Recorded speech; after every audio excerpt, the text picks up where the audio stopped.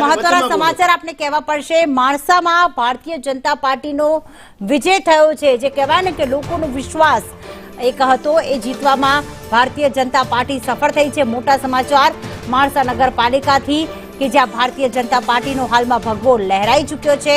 તમામે તમામ બેઠક ભાજપે જે છે ભાજપના 23 ઉમેદવારો ઊભા હતા અને તમામે તમામ ઉમેદવારોનો વિજય થયો છે। હિરેન અમારી સાથે જોડાઈ ગયા છે। હિરેન, કેવો ઉજવણીનો માહોલ કે જ્યારે ભારતીય જનતા પાર્ટીના તમામ ઉમેદવારો જીત્યા?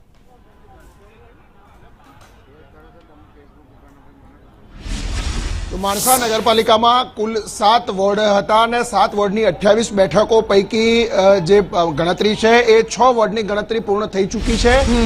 6 વોર્ડમાંથી 23 બેઠકો પર ભારતીય જનતા પાર્ટી અને 1 બેઠક ઉપર કોંગ્રેસ, એટલે કે એક પેનલ તૂટેલી છે અને આ 23 બેઠકો સાથે ભાજપે માણસા નગરપાલિકા પર પોતાનો કબજો છે તે કર્યો છે। હજુ જે છેલ્લું પેનલ છે એ છેલ્લી પેનલની ગણતરી ચાલી રહી છે, પરંતુ આ બહુમતીથી ભારતીય જનતા પાર્ટી માણસામાં પોતાની જે જગ્યા છે તે બનાવી ચૂકી છે।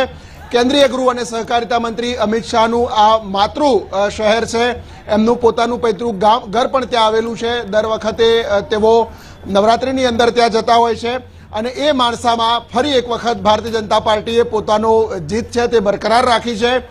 23 બેઠકો અને એક કોંગ્રેસ સાથે અત્યારે આ બેઠક માણસા નગરપાલિકા પર ભારતીય જનતા પાર્ટીએ પોતાની જીત હાંસલ કરી છે। 4 બેઠકોની ગણતરી હજુ ચાલુ છે। બિલકુલ, 4 બેઠકોની ગણતરી હજી ચાલુ છે। આભાર। વધુ અપડેટ માટે હિરેન આપના સાથે ફરી જોડાઈશું।